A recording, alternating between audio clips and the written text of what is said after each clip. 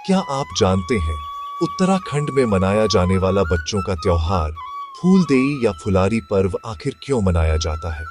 इसके पीछे छिपी है एक बेहद रहस्यमयी और भावुक लोक कथा।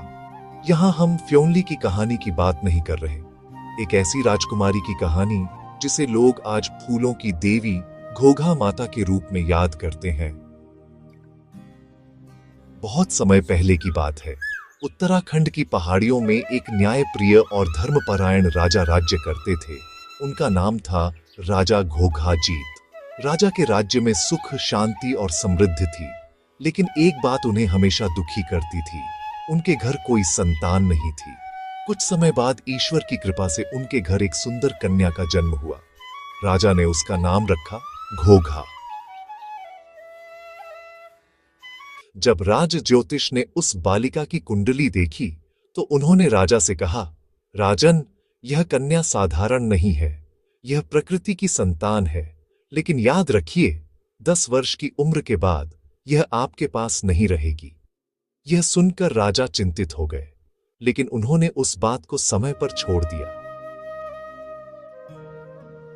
जैसे जैसे घोघा बड़ी होती गई, सबको महसूस होने लगा कि वह सच में बाकी बच्चों से अलग है। उसे महल की चमक दमक से ज्यादा जंगल, फूल, पक्षी और पहाड़ पसंद थे।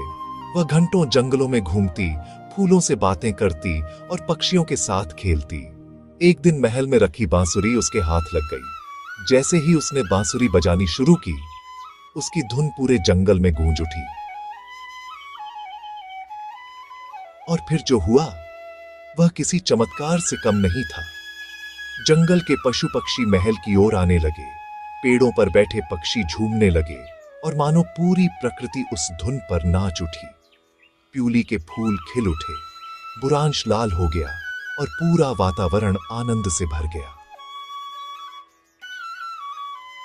लेकिन एक दिन अचानक घोघा कहीं गायब हो गई। राजा ने पूरे राज्य में उसकी खोज करवाई। जंगल, पहाड़, नदियां, हर जगह तलाश की गई, लेकिन घोघा का कहीं पता नहीं चला। राजा बहुत दुखी हो गए। तभी उन्हें राज ज्योतिष की कही बात याद आई। एक रात राजा को सपना आया। उन्होंने देखा कि उनकी बेटी घोघा प्रकृति देवी की गोद में बैठी हुई है और बहुत खुश दिखाई दे रही है।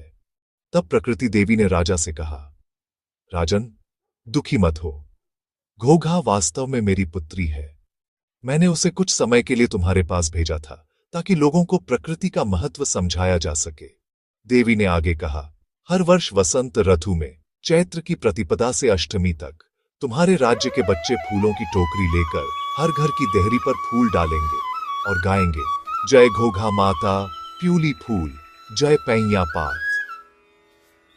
तभी से घोघा इस राज्य में फूलों की देवी घोघा माता के रूप में पूजी जाएगी। तभी से उत्तराखंड में हर साल फूलदेई और फुलारी का त्योहार मनाया जाता है।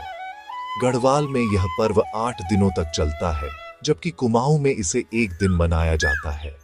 इन दिनों फूल डालने वाले बच्चों को फुलारी कहा जाता है। यह त्योहार हमें सिखाता है कि प्रकृति से प्रेम और उसकी रक्षा ही असली समृद्धि है। अगर आपको उत्तराखंड की यह सुंदर लोक कथा पसंद आई हो तो वीडियो को लाइक करें, शेयर करें और चैनल को सब्सक्राइब जरूर करें। और अंत में आप सभी को फूलदेई और फुलारी पर्व की हार्दिक शुभकामनाएं।